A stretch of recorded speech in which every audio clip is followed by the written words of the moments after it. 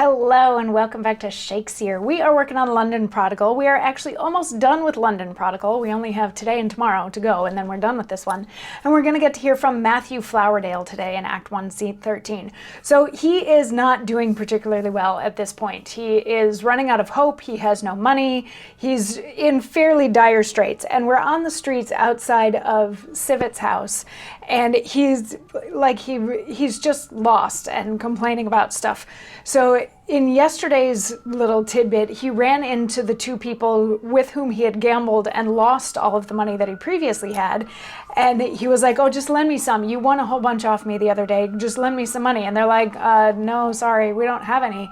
And as they're leaving, they're like, here's hoping that you can find something so you don't live this vagabond lifestyle anymore. And they leave, and Matthew by himself says, a vagabond indeed, more villains you.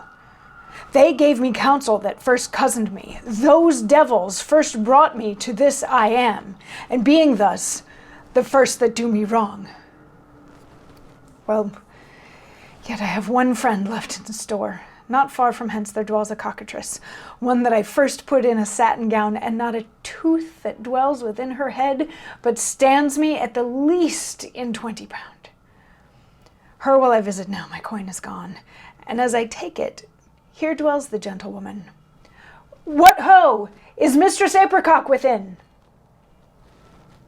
So he's frustrated with them for being so judgmental of him. He's like, they're just as bad as me. They did all the same stuff that I did, and they're the ones that told me to, gamble in the first place, and then they tricked me and they lied to me. So, this is, sort of a screw them type attitude. But then he's like, there's one more person that I know of that owes me some money, and she lives right around here. So he goes and he knocks on that door and he asks for Mistress Apricot.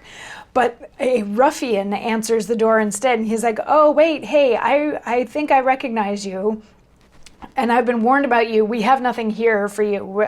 Nobody that lives within here is going to give you any money. And he slams the door in Matthew's face. So Matthew is very down on his luck now, and he knows he has no more friends to ask. So he starts just asking random people in the street.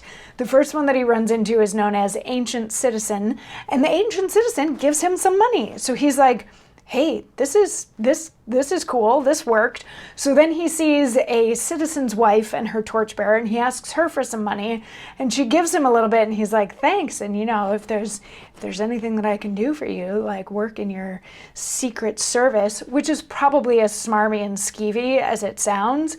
He's like, I could make some more money. And she's like, no, give me back my money. You're disgusting. Get out of here. You're filth. And he's like, oh, well, once they're gone and it's just him on stage again, he's like, I guess I'm not going to get a whole lot of money by lying about it. But then Oliver and Greenshield enter, because remember, they're looking for Luce, because Spurcock kind of wants to apologize for her, but they don't know where she is because she's living in disguise with Civet and Francis, disguised as their Dutch maid. So Greenshield and Oliver come in and they're like, where's your wife? And Matthew's like, well, she's very sick, and if you could just lend me like $40 for her care, that would be amazing. And Oliver and Greenshield, who still like Luce, are like, really? She's sick and she needs some help? Okay, here, have some money. And then they go on about their day, and Matthew's like, I just made so much money. Why have a job? I'll just be a beggar for the rest of my life. At this rate, I'm going to be rich in no time. This is great.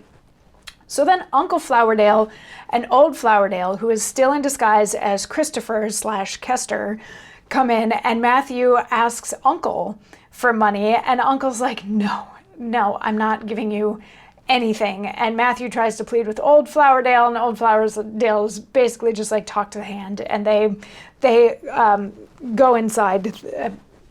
Old Flowerdale and Uncle Flowerdale go inside. But then Luce comes out, and she starts having a little bit of a chat with Matthew. And at this point in the play, she's written with an accent that's supposed to be Dutch. So it's kind of interesting to navigate what it is that she's actually trying to say. But she starts asking him questions like, are you married?